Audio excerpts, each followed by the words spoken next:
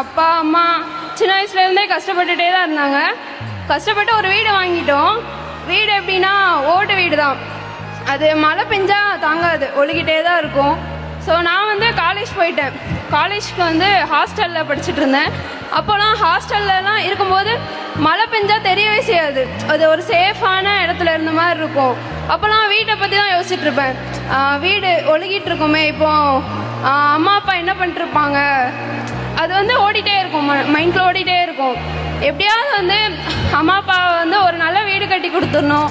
என் மகளை படிக்கும்போது எல்லாரும் சொன்னாங்க, பொட்டை படிக்க வைக்காத, படிக்க வைக்காதான்னு சொன்னாங்க. நான் எல்லாத்தையும் மீறி என் பொண்ணு நல்லா படிக்கும், என்னை நம்பி இருக்கக்கூடாது, அவள் வாழ்க்கையை அவள் பார்த்துக்கணும் அப்படிங்கிற இதை உறுதியாக இருந்தேன். அதே மாதிரி உறுதிப்படுத்திட்டா என் மகா. பெருமையாக இருக்குது.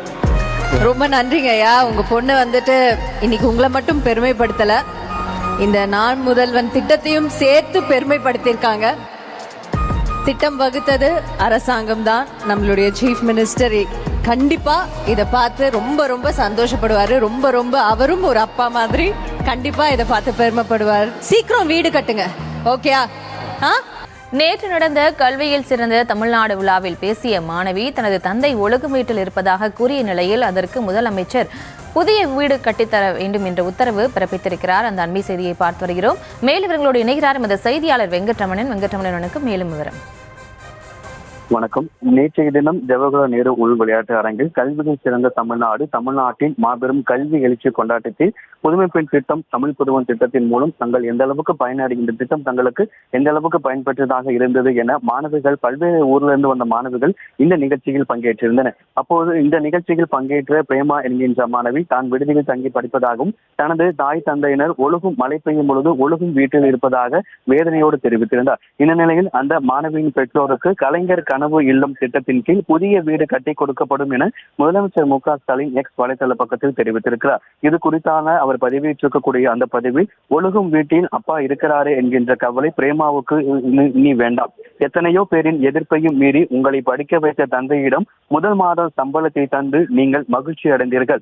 உங்கள் கனவை நிறைவேற்றிய தந்தைக்கு கலைஞர் கனவு இல்லம் திட்டத்தின் கீழ் புதிய வீடு கட்டி கொடுப்பதற்கான ஆணையை வழங்கி நான் மகிழ்ச்சி கொள்கிறேன் என முதலமைச்சர் மு க ஸ்டாலின் தெரிவித்திருக்கிறார். நேற்றைய தினம் நடைபெற்ற விழாவில் உருக்கமாக பேசிய மாணவியின் தந்தைக்கு கலைஞர் கனவு இல்லம் திட்டத்தின் கீழ் புதிய வீடு கட்டி கொடுக்கப்படும் என முதலமைச்சர் மு க ஸ்டாலின் தெரிவித்திருக்கிறார். ஒழுகும் வீட்டில் அப்பா இருப்பாரு என்கின்ற கவலை பிரேமாவுக்கு இனி வேண்டாம். எத்தனையோ பேரின் எதிர்ப்பையும் மீறி உங்களை படிக்க வைத்த தந்தையிடம் முதல் மாத சம்பளத்தை தந்து நீங்கள் மகிழ்ச்சி அடைந்தீர்கள். உங்கள் கனவை நிறைவேற்றிய தந்தைக்கு கலைஞர் கனவு இல்லம் திட்டத்தின் கீழ் புதிய வீடு கட்டி கொடுப்பதற்கான ஆணையை வழங்கி மகிழ்வதாக முதலமைச்சர் மு க ஸ்டாலின் எக்ஸ் வலைதள பக்கத்தில் பதிவை ஒன்றை பதிவிட்டிருக்கிறார்.